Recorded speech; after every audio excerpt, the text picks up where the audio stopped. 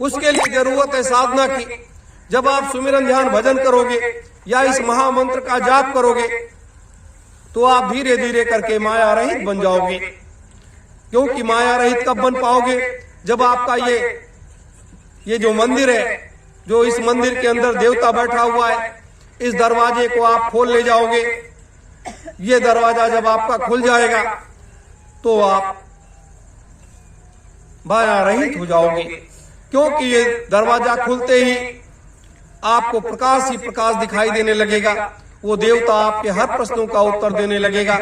आपको अंतर में ऐसे ऐसे सत्संग सुनाएगा, ऐसे ऐसे मार्ग, ऐसे ऐसे लोकों में लेकर जाकर के दर्शन कराएगा कि जहां आप एकदम से इस मनुष्य के शरीर में होते हुए, इस कर्म के क्षेत्र में होते हुए भी आप एकदम से माया रहित हो जाओगे। वहां कहीं किसी प्रकार की कोई समस्या नहीं है। और फिर धीरे धीरे करके आपका तीसरा नेत्र खुल जाएगा।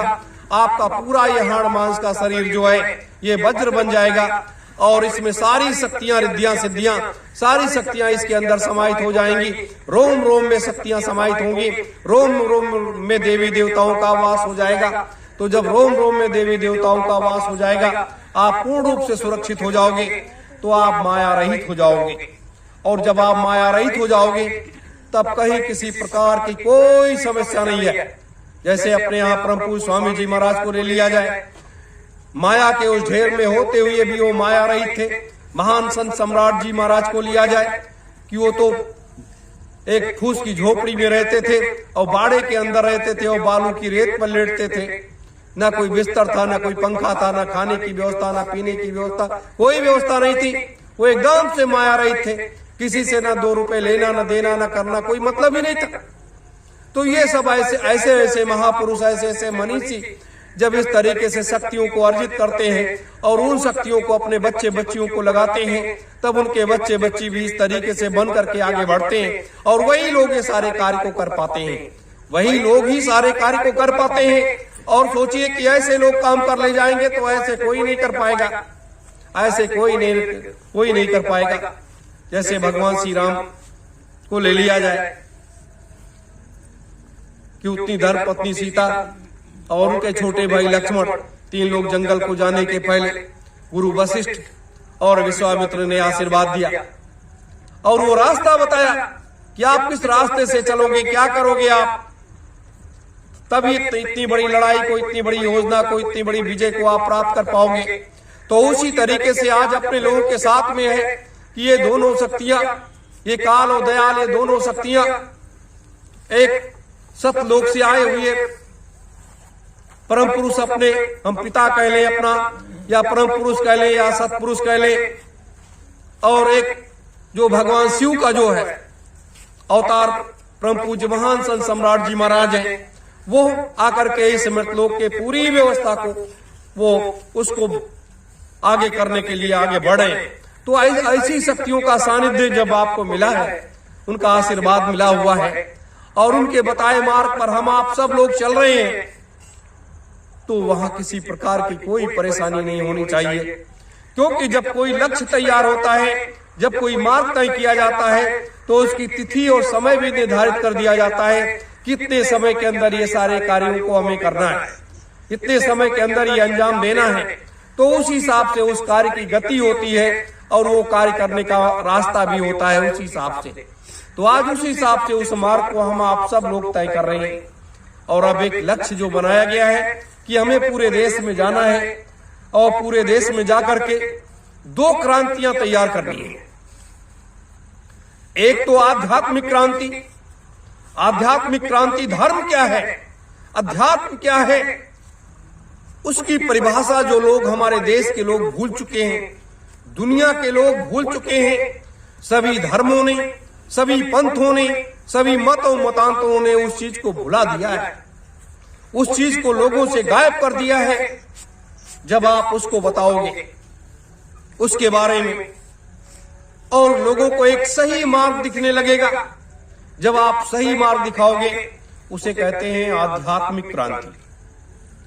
वैचारिक क्रांति उसे कहते हैं, विचारों की क्रांति, कि आपके विचार क्या, आप करना क्या चाहते हो इस देश में या दुनिया के बदलाव के लिए।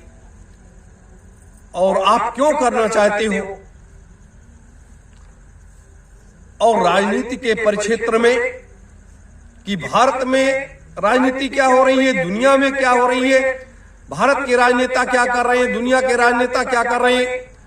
तो दुनिया में एक बदलाव लाने के लिए या भारत वर्ष में बदलाव लाने के लिए ये राजनीति का शब्द जो है, इसके बारे में हमें आम जनता को जागृत करना पड़ेगा, उसको बताना पड़ेगा कि भारत की राजनीति ये है और ये होनी चाहिए। इस तरीके से हम इस देश की व्यवस्था को बदलने के लिए आए हैं, हम इस तरीके से इस देश की व्यवस्था को बदलने जा रहे हैं। आप हमारे साथ तो खड़े होइए, वो आपकी बात को सुनेगा, वो आपके साथ खड़ा हो जाएगा, देश आपके साथ चल पड़ेगा। वो समय आ रहा है, वो समय आ रहा है कि देश के राजनेताओं को एक दिन ऐसा आएगा कि देश के राजनेताओं को कुर्सी छोड़ करके भागना पड़ेगा, कुर्सी छोड़ करके भागना पड़ेगा। वो समय आ रहा है, वो स्थिति परिस्थिति देश में दुनिया में खड़ी होने जा रही है। मेरे धर्म प्रेमी गुरु भाई बहनों, मैं आपको इसलिए बता रहा हूं कि ये सारे कार्य आपको करने हैं, ये सारी जिम्मेदारियां आपके सर पर हैं और हाथ पर हाथ धरे बैठने से काम चलने वाला नहीं है। हम नहीं करेंगे, कोई दूसरा करेगा, दूसरा नहीं कोई तीसरा करेगा, तीसरा नहीं कोई चौथा आएगा, चौथा नहीं कोई पांचवा आएगा। लेकिन इस कार्य को करने के लिए लोग, वो जीवात्माएं, वो शक्तियां तैयार हो गई हैं, वो तैयार हो गई हैं। वो जैसे जैसे आवाज लगना शुरू होगा, जैसे जैसे वो निकल करके आने लगेंगी और आपके साथ कदम ताल करने लगेंगी, आपकी आवाज में आवाज मिला देंगी।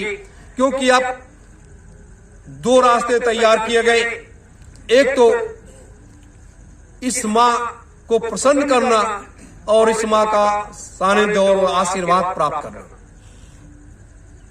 और दूसरा रास्ता इस अभियान का, जो हमारा ये अभियान है, राजनीतिक अभियान है, आध्यात्मिक अभियान है।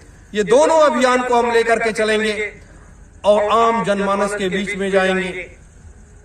आप देखो बदलाव कैसे नहीं आता है, कैसे लोग बात नहीं सुनते।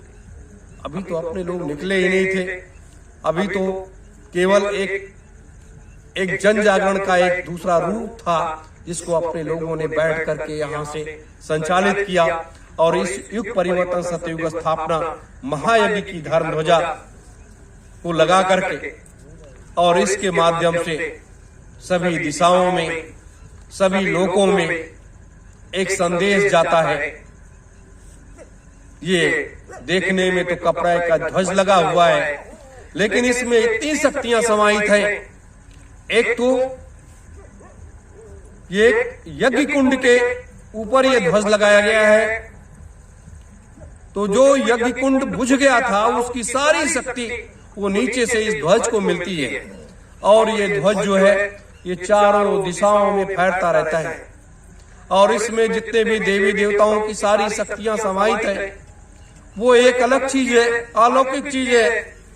और उसके बाद ये एक संदेश सभी लोगों में भी देता है और पूरे संसार को देता है कि हाँ, ये जो है ये महायज्ञ, ये हमारा एक रूप है, ये हमारी एक व्यवस्था है, ये हमारा एक धरातल है, ये हमारा एक कर्तव्य है।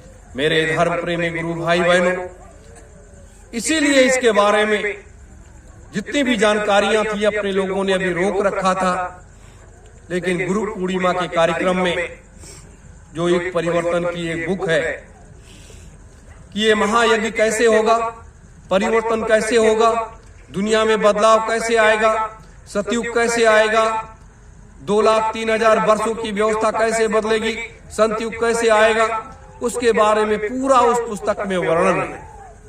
और वो चीजें आप लोगों को जानने को, सुनने को पूरे देश को नहीं, पूरी दुनिया के लोगों को मिलेगी।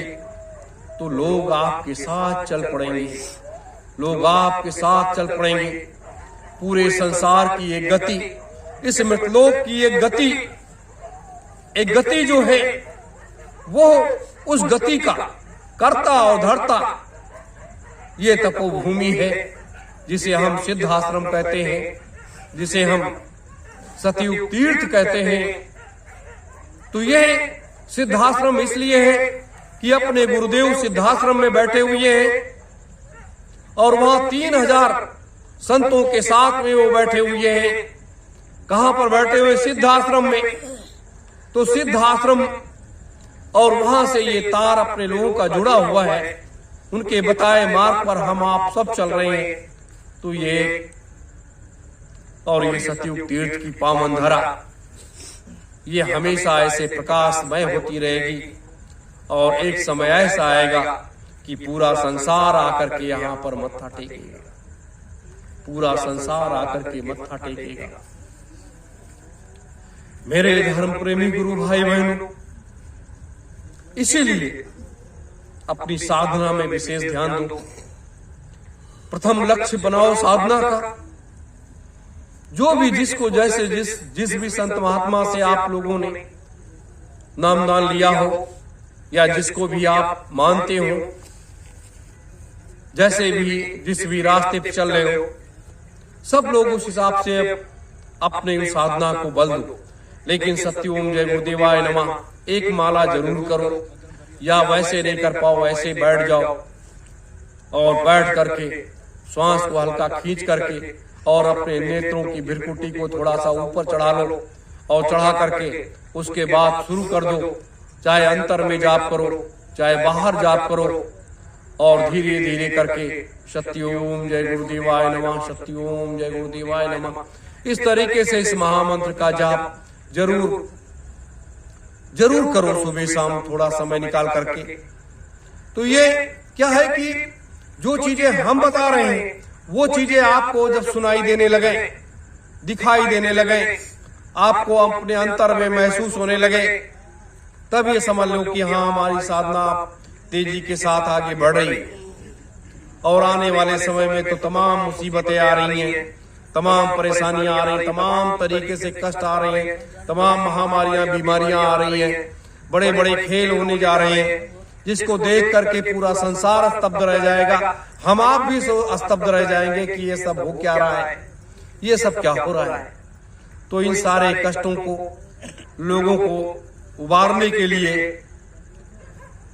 उन जीवात्माओं को बचाने के लिए पूरे संसार में, ऐसी बात तो है नहीं कि पूरी सृष्टि की समाप्ति हो जाए, इसकी आवश्यकता नहीं है, लेकिन नहीं, ये हर संभव प्रयास है कि बड़ी संख्या में जीवात्माओं को बचाया जा सके, लोगों को एक सत्मार्ग की तरफ लाया जा सके और लोगों को वो मार्ग दिखाया जा सके कि आप लोग कहाँ जा रहे हो।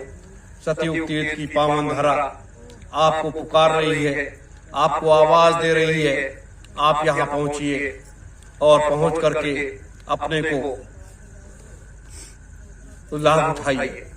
मेरे धर्म प्रेमी गुरु भाई बहनों, इसलिए संगठन और संगत दोनों की नीति निर्धारण किया गया है। व्यवस्थाएं कैसे चलेंगी, चलाया जाएगा, उसके बारे में चर्चाएं हो गई हैं, उसकी तैयारियां की जा रही हैं। तो हमें बहुत बड़े पैमाने पर आगे बढ़ना है, बहुत बड़े पैमाने पर। उसके लिए हर संभव प्रयास किया जाए, हर तरीके से प्रयास किया जाए, जिले से लेकर के ब्लॉक और तहसील और गांव तक और प्रदेश और देश और दुनिया सब जगह पहुंचना है। ये मानकर चलो कि हमें इस तरीके से पहुंचना है। और जब इस तरीके से अभियान के रूप में निकलोगे, तभी ये इतना बड़ा कार्य है, इतनी बड़ी जो व्यवस्था है, इसको आप हासिल कर सकते हैं। मैं तो बहुत तेजी के साथ चलने का हर संभव प्रयास कर रहा हूं और आप लोगों से यही प्रार्थना करता हूं कि आप लोग भी आने वाले समय में जैसा निर्देश मिलने लगे उस हिसाब से आप लोग आगे बढ़ते रहो। रही बात सेवा सहयोग की, वो एक अलग विषय है। वो एक अलग विषय है कि आप लोग कैसे कैसे क्या करोगे, अपने खून पसीने की कमाई को जो भी 1%, 2%, 5% कैसे इस आश्रम की व्यवस्था में लगाओगे। यही माया है, ये जो माया है। अब उस माया को जिसे हम लक्ष्मी कहते हैं, जिसे हम धन कहते हैं, उस लक्ष्मी को, उस धन को इसलिए आवश्यकता है कि इस आश्रम की व्यवस्था को चलाना है।